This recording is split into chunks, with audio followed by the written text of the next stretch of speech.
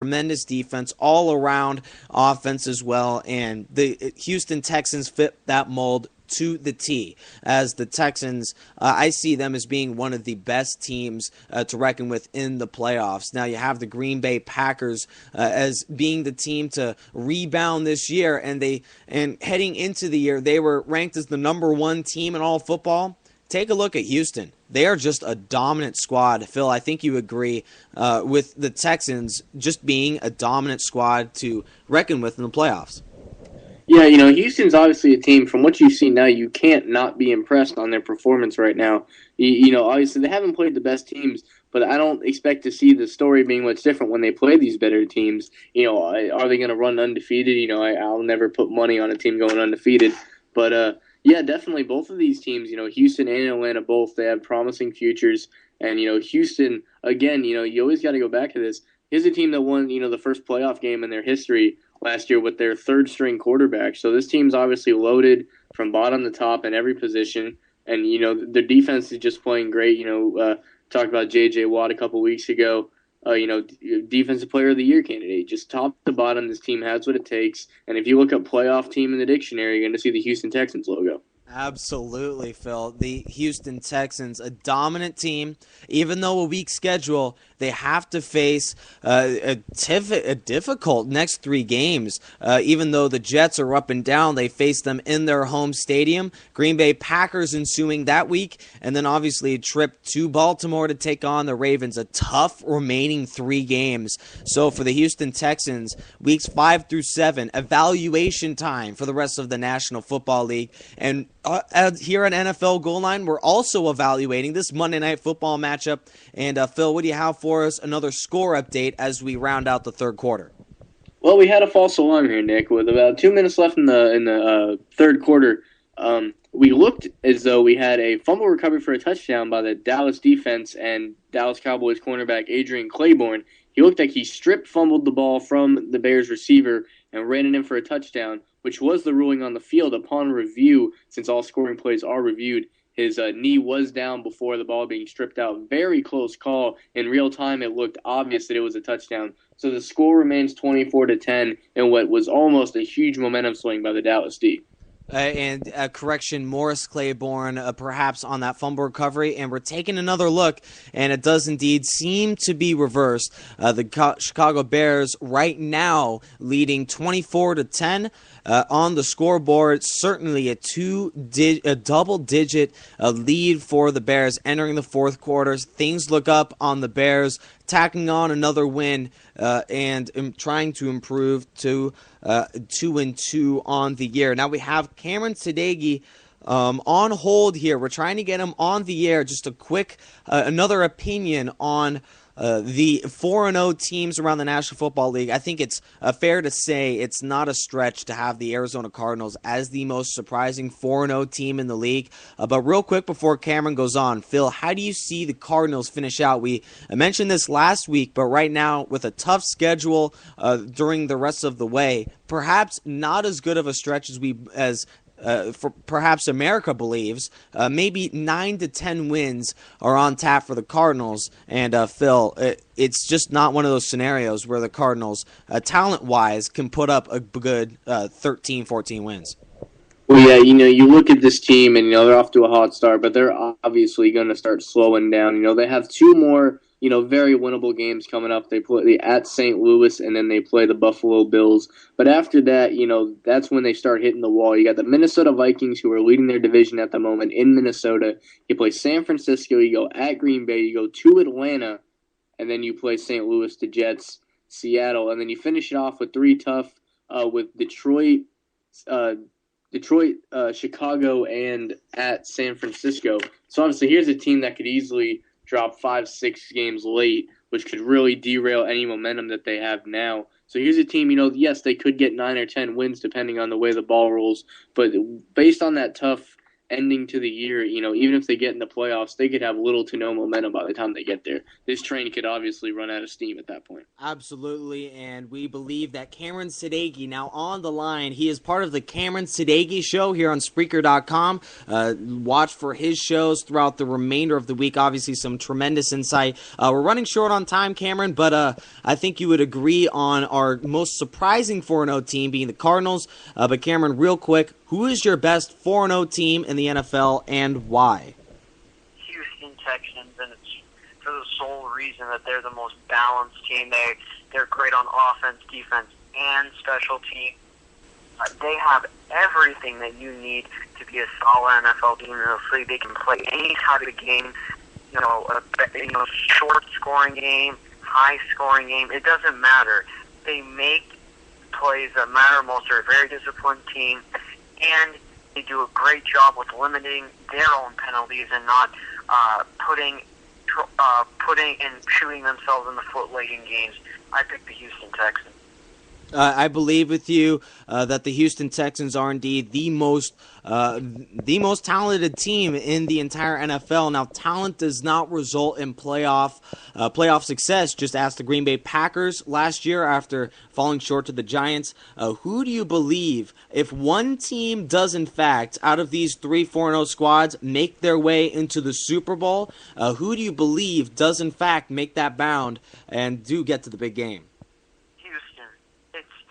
Because I don't think Arizona can. I think Arizona is just simply capitalizing on opportunities that they're being given. They're being given gifts. I mean, for crying out loud, they almost lost to Miami Dolphins, and they should have lost to Miami Dolphins in overtime. But that's another story. And you look at the Atlanta Falcons, I don't see enough consistency really overall. They didn't really put up a complete game against Carolina, and their defense was kind of shaky. I trust more in Houston's defense. I trust more in Houston's offense. I think they can do it on the ground, and they can do it through the air. And I think they have a great secondary, and Wade Phillips and company really are dialing up the pressure. And that's the key to the NFL, the pass rushing. They have it more than anyone else. So I have to say it's got to be Houston. Thanks, Cameron, for your thoughts on that 4-0 debate. Obviously, we'll have to wait and see on how the teams round out. But thanks, Cameron, for your insight on the NFL goal line. Obviously, much appreciated, and hopefully we'll see you back next week. By the way, thanks. I'm live from the hospital. All right, bye. We have a guy straight from the hospital, as we see here, making his way into the NFL goal line. The call-in number, we are rounding out the final 10 minutes, of the show here on Spreaker.com. 951-515-4552. We're looking for questions throughout the entire show, and heading over to our Facebook page, NFL Goal Line with Nick and Phil. We had a Facebook question of the week, and certainly a hot topic, but seemingly single-handedly, the Broncos, how will they round out this year? A lot of Facebook says they'll get 9 to 10 wins. Phil and I both agree that the Denver Broncos won't get more than 10 wins. Certainly, they have an easy, more favorable schedule late, but Peyton Manning still an inconsistency, and the Denver Broncos still not an elite defense. So for right now, for the Denver Broncos, they're a talented team.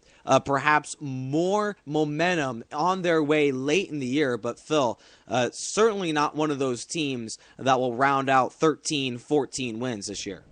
Yeah, I think 10 wins is a safe bet for them, and that's also enough that could potentially win them their division. And, real quick, I just got to say, Cameron, I'm not sure what's going on and, why he's at the hospital. I hope everything's all right with him, but still, that makes for a diehard fan, and we appreciate you still calling in. And, as you bring up the Arizona winning a game that they really shouldn't have. I really wanted to make sure I got this in on the show. It may have been a losing effort for the Dolphins, but we need to spotlight Brian Hartline, Dolphins wide receiver.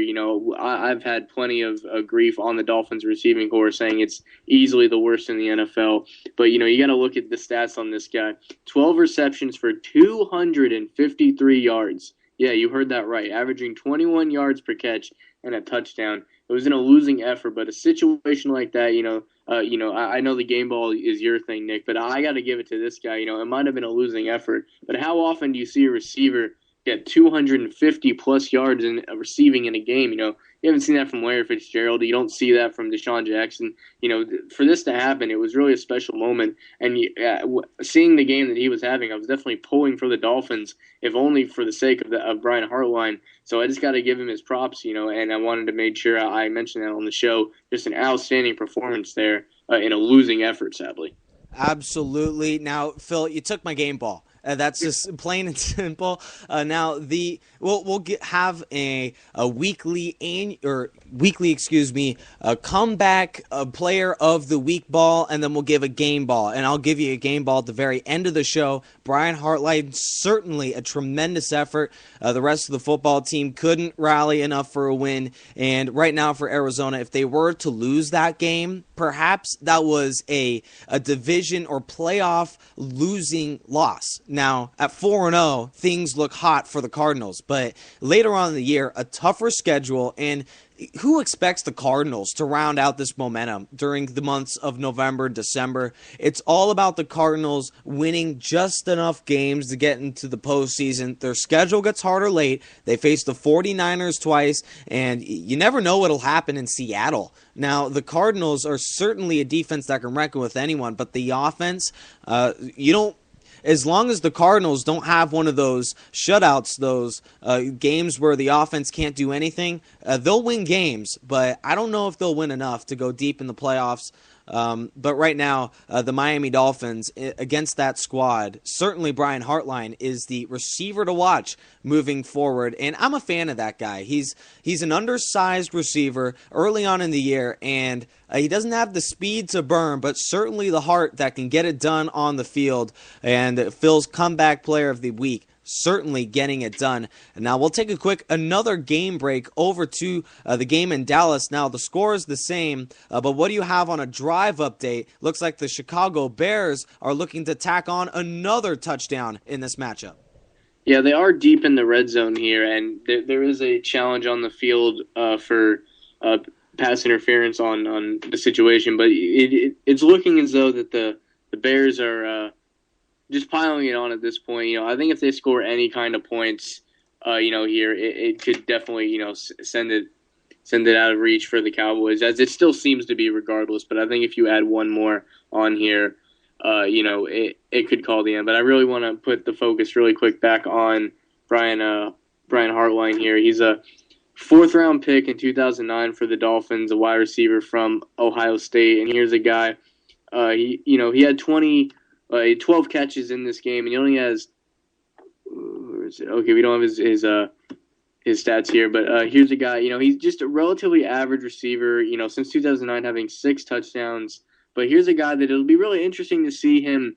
Does he capitalize on this? There will be another Kevin Ogletree situation where he has this one great game, and then he kind of fizzles out. The 253 yards was a Miami Dolphins single game receiving yard record. No surprise there. And I think if you listen really closely, you can hear everybody adding him to their fantasy team. If you listen really closely, this is a situation where it's definitely going to be interesting to see if he capitalizes on this. And the Dolphins don't have a number one receiver, and it looks like they may have found one.